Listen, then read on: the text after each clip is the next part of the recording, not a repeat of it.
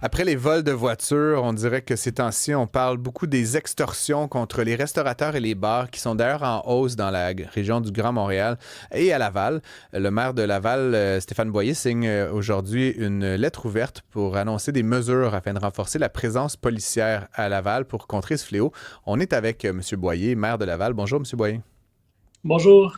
Merci d'avoir accepté notre invitation. Dites-nous donc peut-être en quelques mots, qu'est-ce que vous espérez changer concrètement avec les mesures que vous avez annoncées aujourd'hui dans votre lettre ouverte? Ouais, ben, ce qu'on voit malheureusement, c'est un nouveau phénomène qui est de plus en plus présent depuis quelques années, c'est-à-dire que le crime organisé utilise des adolescents pour commettre le crime.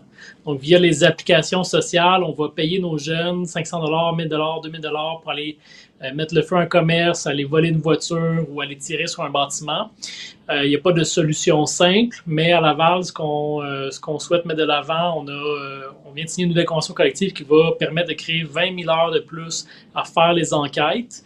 On veut aussi mieux utiliser la technologie pour monter les dossiers, mais on souhaite également que par la suite, au niveau provincial et fédéral, qu'on fasse un bout de chemin parce qu'en ce moment, c'est très, très, très long à avoir accès aux tribunaux. C'est pas tous les dossiers qui sont retenus non plus pour être jugés.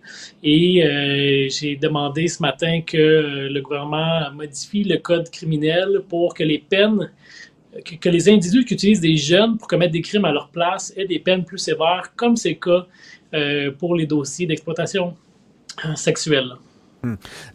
Ceci dit, vous prenez le leadership aujourd'hui, vous annoncez ces mesures, vous êtes avec nous pour en parler, mais il me semble que le problème dépasse quand même spécifiquement l'île de Laval. Là. Je veux rien enlever à Laval, mais vous êtes quand même, je veux dire, c'est pas très difficile de se rendre à Sainte-Thérèse ou à Montréal-Nord ou ailleurs dans la grande région de Montréal. Comment est-ce que vous comptez justement coordonner les efforts que vous annoncez aujourd'hui avec les villes avoisinantes, sachant qu'il me semble que Montréal, là, la sécurité publique, ça n'a pas été une grande priorité là, depuis quelques années. Est-ce que vous avez l'intention d'entraîner vos collègues, maires et mairesses, avec vous dans ce nouveau mouvement? Comment vous comptez justement assumer ce leadership-là une fois que vous avez fait l'annonce là, d'aujourd'hui? Oui, pas définitivement, c'est le souhait. Il n'y a personne en matière de criminalité qui peut à lui seul résoudre le problème. Le crime n'a pas de frontières administratives. Mhm. Donc, on doit travailler ensemble. C'est mon appel que je fais aujourd'hui entre les municipalités, avec le provincial, avec le fédéral. Je donne souvent l'image un peu d'une chaîne. Chaque maillon de la chaîne doit être aussi forte. On ne peut pas, à Laval, être très bon à résoudre les enquêtes, mais que de l'autre côté de l'île, que ce ne soit pas le cas. Donc, tout le monde doit être capable d'avoir une approche qui est concertée.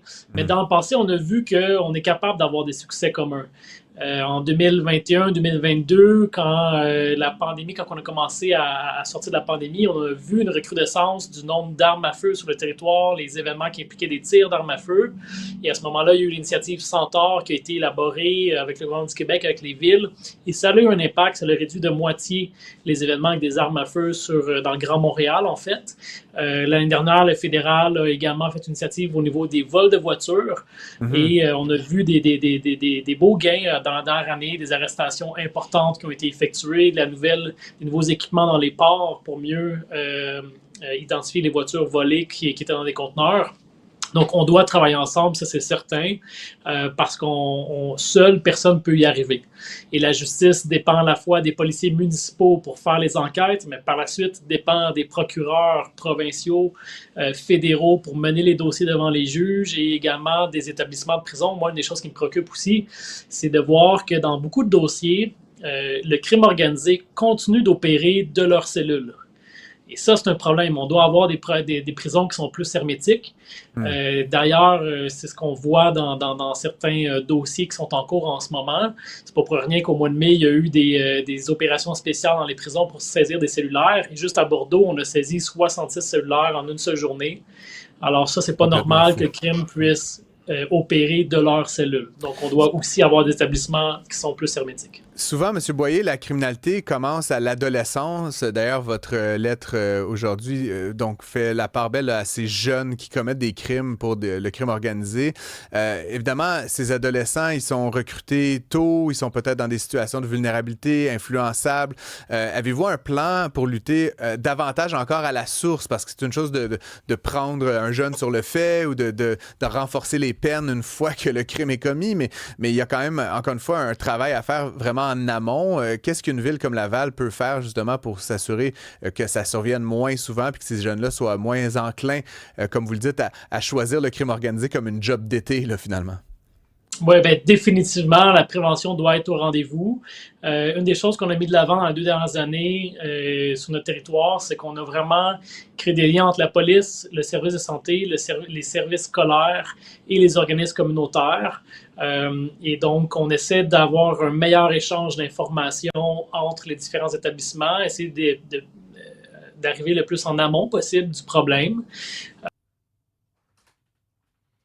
Oh, on semble avoir perdu Stéphane Boyer, le maire de Laval. Ouais. Il parlait de travailler en amont des problématiques de criminalité des jeunes adolescents. C'est peut-être l'entrée de Cybèle Olivier au studio là, qui a fait couper la connexion, son entrée fracassante. Ta question était tellement pertinente là, quand on sait qu'on sert, comme tu dis, là, des jeunes pour commettre certains de ces actes-là. Moi, je vois ces jeunes-là pas juste comme des criminels, mais aussi comme des victimes, là, parce qu'ils se font un peu avoir par ce qu'on leur demande de faire. Puis bon, c'est pas une bonne manière de partir. Oui, parce que puis aussi, c'est l'appât du gain. J'imagine, dans certains cas, ils doivent être un peu rémunérés, etc. Je vois qu'on est de retour là, avec Stéphane Boyer, le maire de Laval. Monsieur Boyer, vous êtes avec nous toujours? Oui, excusez-moi, un petit problème technique. Pas de souci. On parlait justement là, des mesures de dissuasion pour atténuer l'impact puis l'intérêt peut-être pour les jeunes. Je vous laisse peut-être finir votre idée. J'ai une dernière question pour vous après.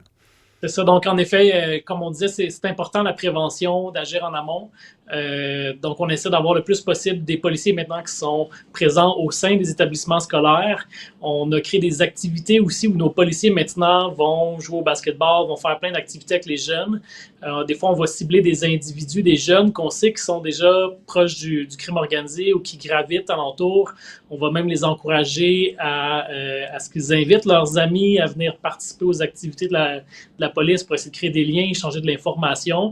C'est pas quelque chose qui est facile, c'est pas quelque chose qui se fait rapidement, mais c'est quelque chose qui est nécessaire. Donc, on doit certainement agir en prévention, mais aussi en action sur le terrain par la suite. Je me rappelle du Francis là, de 13-14 ans. Là, j'avais pas beaucoup d'envie d'aller jouer avec les policiers. Là. Je sais pas si c'était une phase de rébellion ou quoi, mais je termine peut-être en vous posant une dernière question. En octobre dernier, vous avez signé, M. Boyer, une lettre ouverte qui portait sur l'efficacité des villes, des services publics dans les municipalités du Québec, et vous disiez là, vouloir améliorer le service et transformer Laval pour être, de mémoire, là, je pense que c'était le leader québécois ou la meilleure ville au Québec. Je vous le souhaite, mais j'aimerais peut-être un peu vous entendre. Dans quelle mesure est-ce que cette réflexion-là, d'un côté sur l'expérience, là, puis le service, puis qu'on devine numérique là, et tout ça, dans quelle mesure est-ce que cette logique-là s'applique également au service des policiers puis aux annonces que vous avez faites aujourd'hui? Est-ce qu'on doit faire ça efficacement, ultimement, en étant soucieux des dollars publics qui sont investis en prévention et en... Je suis super content que vous posiez la question parce que oui, c'est vraiment quelque chose de transversal qu'on veut faire dans tous les dossiers de la ville, c'est de dégager plus d'efficience. Et je donne deux exemples très concrets. Là, dans la nouvelle convention collective, on aurait pu juste engager plus d'enquêteurs pour faire plus de dossiers, mais le salaire d'un policier est quand même très élevé. Ce qu'on est venu négocier avec le syndicat, c'est de pouvoir engager des civils au sein du service d'enquête, ce qui nous permet deux choses. Un, d'avoir des expertises plus pointues, par exemple, au niveau technologique. On sait qu'aujourd'hui, la technologie avance très rapidement. On a besoin de plus d'expertise. Mais ça nous permet aussi d'engager des gens qui vont dégager les enquêteurs des charges administratives pour un moindre coût. Donc, un enquêteur, en ce moment, doit remplir des rapports. Par exemple, quand on a des caméras de sécurité. C'est un enquêteur chèrement payé qui se tape toutes les heures de visionnement. Ouais. Ben là, on va venir embaucher des civils qui coûtent moins cher à la ville et qui permet, avec le même nombre d'enquêteurs, de faire plus d'enquêtes. On pense libérer environ 20 000 heures supplémentaires. Donc, c'est certain que ce soit en sécurité, que ce soit en transport en commun, que ce soit en développement économique, peu importe, il faut toujours avoir l'efficience en vue. Il faut s'assurer que le dollar est le plus loin possible. Et ces transformations-là, en effet, on le fait avec cette même logique-là. Bon, Stéphane Boyer, vous vous représentez aux élections municipales de novembre en tant que maire de Laval, si j'ai bien compris. Absolument. C'est dommage. Vous feriez un bon ministre des Finances au Québec, il me semble. Mais bon, ce sera peut-être pour une deuxième carrière. Entre-temps, je vous remercie d'avoir pris le temps d'être avec nous. Puis, il ne ferme pas la porte, mesdames et messieurs, mais on vous remercie d'avoir été avec nous à l'émission et on souhaite évidemment la meilleure des chances avec ces nouvelles initiatives pour contrer le crime organisé et notamment le recrutement des jeunes là, dans ces histoires d'extorsion, de crime d'extorsion auprès des restaurateurs. Merci, M. Boyer. Merci, un grand plaisir.